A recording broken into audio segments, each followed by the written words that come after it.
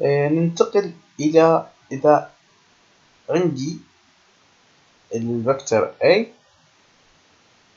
والمركبات باتجاه الإكس والواي، شلون آخذ المحصلة؟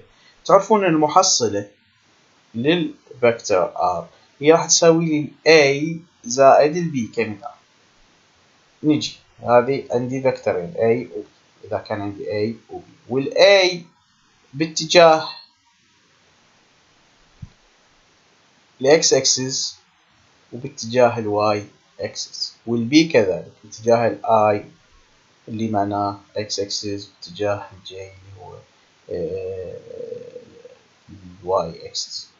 مباشرة لو تشوفون هنا يعني مثلا عندي الA وعندي الB، آخذ عامل مشترك اللي هو اليونت فيكتورز I، راح يكون عندي كل قيمة باتجاه الإكس أكسس مضروبة بالآي، هي مثلا AX زائد شنو؟ EX الآي مشترك زائد AY EY مضروبة هنا. شنو معناه؟ معناه أخذت الآر باتجاه الإكس وأخذت الآر باتجاه الواي، وهذا ما راح نفتهمه أكثر بالأمثلة اللي راح أعطيكم إياها. أيضا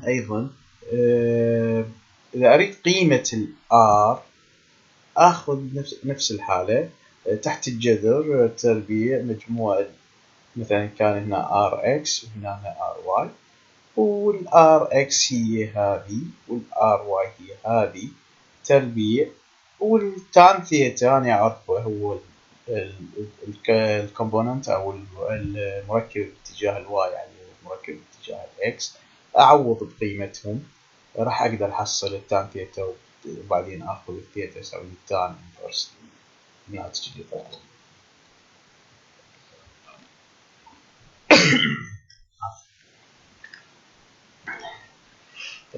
إذا كان عندي باتجاه ال X Y Z، مباشرة بس أضيف الكومبوننت يونت واليونت فيكتورز اللي هي ترمز لي للZ أكسس اللي هي K، ونفس الشيء لو تشوفون المحصلة هو المجموع الA والB باتجاه الX والY والZ، والR محصلة للفيكتورز والثيتا أقدر أحسب نفس القانون السابق. نجي على المثال المهم حتى تطلعون على كيفية جمع two vectors.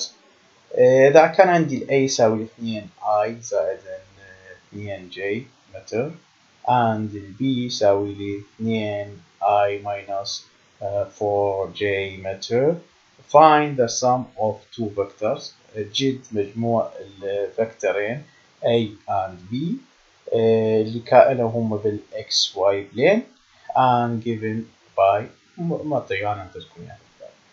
الحال أنا أريد المحصلة أو مجموع لل A وال B vectors، أروح أقول R يساوي A زائد مجموع هذا ال A شي يساوي لي أنا منطيكم إياها، ال B شي يساوي هم منطيكم إياها. آخذ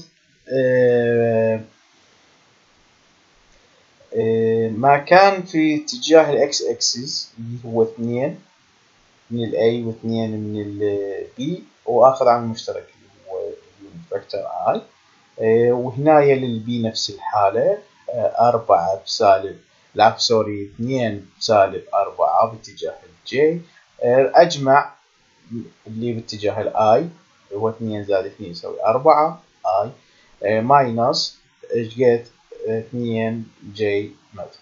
هنا لقيت مجموع الفيكتورز. نيجي على أريد المحصلة، مقدار المحصلة مقدارها ايش قد؟ أني وجدت ال RX وال RY، أعوضهم بالمعادلة